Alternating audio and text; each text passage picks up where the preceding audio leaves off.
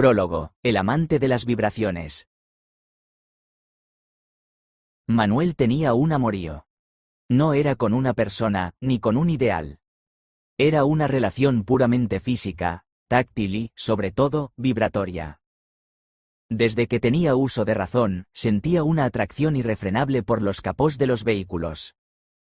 Le encantaba tumbarse sobre el metal caliente, cerrar los ojos y dejar que el ronroneo del motor le masajeara las entrañas. Era su terapia, su nirvana mecánico. Cada coche tenía su propia canción, el traqueteo nervioso de un Corsa viejo, el zumbido eléctrico de un Tesla, el rugido gutural de un Land Rover. Los conocía todos. O casi todos. Solo le quedaba una conquista, el Everest de los motores locales, Mara, la guagua escolar. Un Scania amarillo, espacioso y robusto, que lo había transportado desde que sus pies apenas llegaban al suelo. Mara era especial. Su motor no rugía, sino que cantaba una nana profunda y constante, una vibración que prometía la paz definitiva. Pero un obstáculo se interponía entre él y su éxtasis mecánico. La amable y oronda señora Virginia, que olía a galletas y conducía con la delicadeza de quien transporta un soufflé, se había jubilado. Su sustituto era la antítesis de todo lo bueno, Víctor, autoproclamado, señor Roncero. Víctor era un hombre tallado en la madera del vinagre. Tenía un bigote que parecía ofendido con el resto de su cara, una mirada permanentemente crítica y la postura de quien sospecha que el mundo entero conspira para rayarle la pintura. Era narcisista hasta el punto de tener un pequeño espejo retrovisor apuntando solo a su rostro, sociópata en la forma en que disfrutaba saltándose paradas si un niño no corría lo suficiente, y desagradable por pura vocación. Manuel sabía que subirse al capó de Mara con ese hombre al volante era una misión de alto riesgo. Un martes por la tarde, la tentación fue demasiado fuerte. La guagua estaba aparcada, vacía, mientras Víctor tomaba un café en el bar de enfrente, vigilándola como un dragón a su tesoro. Manuel, con el sigilo de un ninja adicto a las vibraciones, se deslizó por el aparcamiento, se encaramó al imponente frontal de Mara y se tumbó. Cerró los ojos. El motor estaba apagado, pero aún podía sentir el calor residual, la promesa del poder latente bajo el metal. Era casi perfecto. Casi. ¿Pero qué demonios estás haciendo en mi guagua, pedazo de pervertido? La voz de Víctor fue como una llave inglesa golpeando un cristal. Manuel abrió los ojos de golpe. El señor Roncero estaba a escasos metros, con el rostro congestionado de furia. Pero no era la ira de un simple conductor gruñón. Era algo más. Sus cejas se arquearon hasta un ángulo dramáticamente maligno. Su bigote pareció erizarse y retorcerse. Una sombra pareció cernirse sobre él, a pesar de que el sol de Fuerteventura brillaba con fuerza. En ese instante, Víctor dejó de ser un simple macho desagradable. Ante los ojos aterrorizados de Manuel, se transformó en un villano de Disney. Un villano con chándal y un llavero hortera, pero un villano en toda regla. Has mancillado a Mara con tus sucias manías, siseó, acercándose. Has despertado mi ira. Y ahora, pequeño gamberro, descubrirás por qué me llaman el señor Roncero. Te haré la vida tan miserable que desearás no haber nacido con coxis. Una risa malévola, gutural y un poco forzada, brotó de su garganta mientras se retiraba, no sin antes lanzar una mirada asesina que prometía un futuro de tormento. Manuel, temblando sobre el capó, no solo sintió miedo.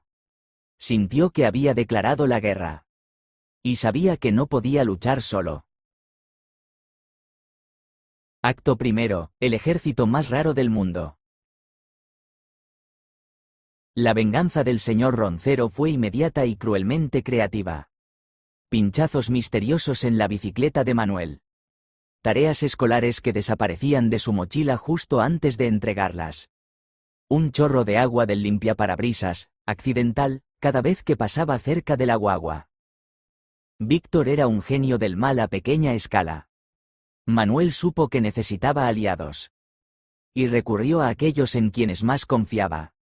Primero habló con Susana, su mejor amiga, una chica pragmática que lidiaba con lo paranormal con una pasmosa tranquilidad.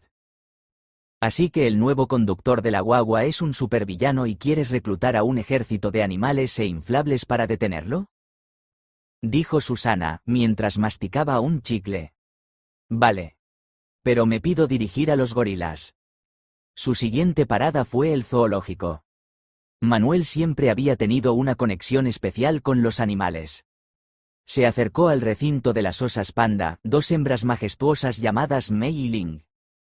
Les explicó la situación en susurros, con la seriedad de un general arengando a sus tropas. Las pandas lo miraron, masticaron ruidosamente su bambú y emitieron un suave gruñido. Para Manuel, fue un sí rotundo. Hizo lo mismo en el recinto de las gorilas, un matriarcado liderado por una imponente espalda plateada llamada Coco. Coco escuchó, se golpeó el pecho suavemente un par de veces y luego le lanzó una cáscara de plátano. Susana, a su lado, asintió con profesionalidad. Se une.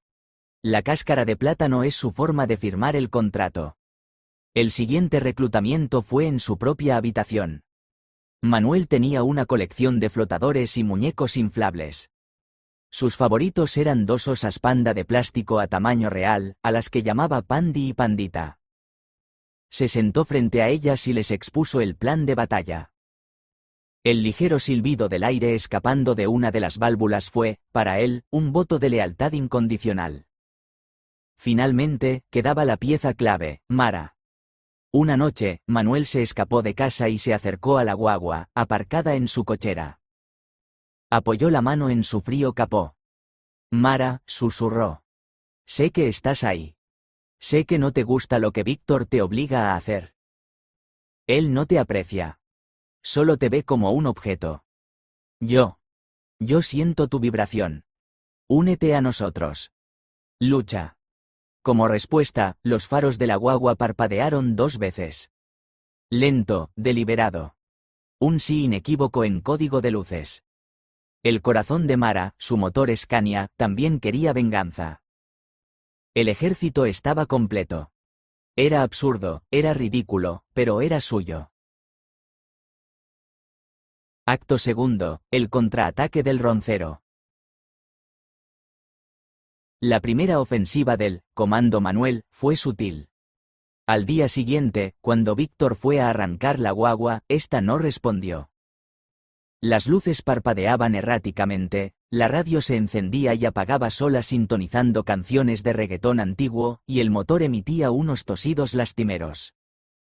Era Mara, saboteándose desde dentro. Esa misma tarde, mientras Víctor maldecía e intentaba arreglar el motor, 2 figuras enormes y peludas aparecieron en la puerta de la cochera.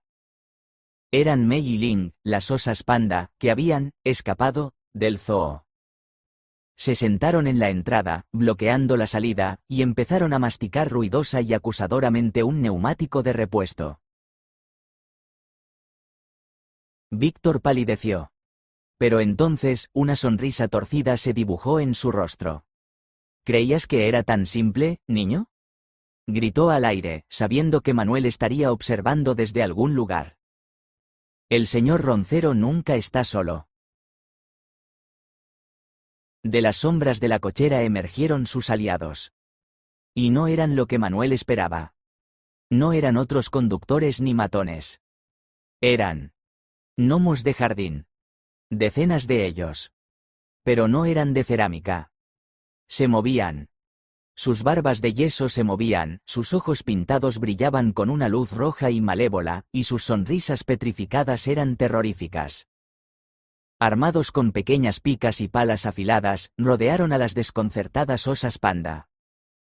Mi colección. Rugió Víctor. Guardianes de mi césped y ahora, ejecutores de mi voluntad. Y no vienen solos. De la parte trasera de la guagua empezaron a bajar maniquíes.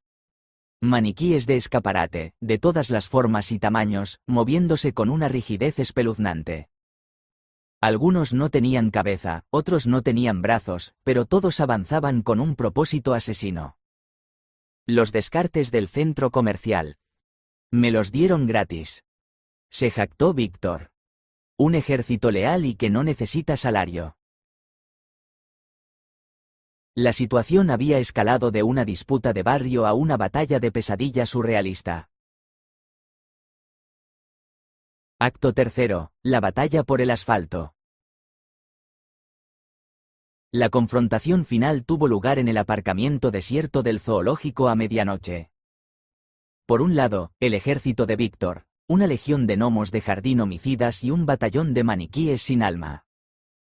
Por el otro, el equipo de Manuel. 2 osas panda reales, 2 gorilas imponentes, 2 osas panda inflables y una Susana muy seria armada con un puntero láser para dirigir a las tropas. Y en el centro, los 2 titanes, Mara, la guagua, con las luces parpadeando desafiantes, y Víctor, subido al techo de su propio coche, un Seat Ibiza tuneado, dirigiendo a sus hordas de plástico y cerámica.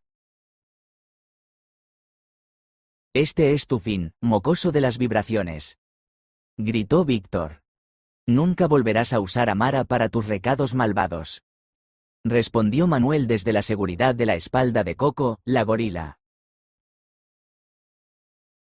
La batalla comenzó. Susana, con una habilidad táctica sorprendente, usó el puntero láser para que las gorilas, creyendo que eran insectos gigantes, destrozaran a los maniquíes más grandes. Coco arrancaba los brazos de plástico y los usaba como garrotes. Las osas panda, Mei y Ling, rodaban como bolas de demolición peludas sobre los gnomos de jardín, que se rompían con satisfactorios crujidos. Pero los enemigos eran demasiados. Los gnomos empezaron a trepar por las patas de las gorilas, picoteándolas con sus herramientas. Los maniquíes, a pesar de sus pérdidas, lograron acorralar a Susana. Fue entonces cuando Manuel dio la orden a sus tropas de asalto. Pandi, pandita, ahora. Desde el techo de un edificio, los 2 inflables gigantes cayeron sobre el grueso de las fuerzas de Víctor. No eran destructivos, pero su repentina aparición causó un caos y una confusión incalculables. Gnomos y maniquíes quedaron atrapados bajo metros de plástico con olor a playa. En medio del tumulto, Mara entró en acción. Con un rugido de motor que era pura furia acumulada, embistió directamente contra el Seat Ibiza de Víctor. El cochecito fue zarandeado como un juguete. Víctor, cogido por sorpresa, cayó del techo y aterrizó sobre el capó de Mara. Por un instante, el universo se detuvo. Víctor, el odiador de capós, el señor Roncero, estaba tumbado exactamente donde había encontrado a Manuel. Y entonces, Mara arrancó. No para huir, sino para dar una vuelta. Una vuelta muy, muy rápida por el aparcamiento. El rostro de Víctor pasó del pánico al terror, y luego a algo completamente inesperado. Mientras Mara giraba y derrapaba, la vibración profunda de su motor Scania empezó a hacer efecto. La tensión abandonó sus hombros. Su bigote dejó de parecer enfadado. Una expresión de estúpida felicidad se extendió por su cara. Mara se detuvo. Víctor se deslizó suavemente del capó, con los ojos vidriosos. Miró a Manuel, a los animales, a los restos de su ejército de plástico. Vaya. Murmuró. ¿Qué? ¡Qué relajante! Había sido convertido. La terapia de vibración lo había curado de su villanía. Desde ese día, el señor Roncero cambió. Siguió siendo un poco gruñón, pero ahora había una extraña calma en él. Y de vez en cuando, a escondidas, se le podía ver tumbado unos minutos sobre el capó de Mara antes de empezar su ruta, con una sonrisa boba en el rostro. Manuel había ganado. Y lo más importante, ahora tenía acceso libre y aprobado por el conductor al mejor capó de la isla. La paz, finalmente, había llegado a través de una guerra absurda y una terapia de motor compartida.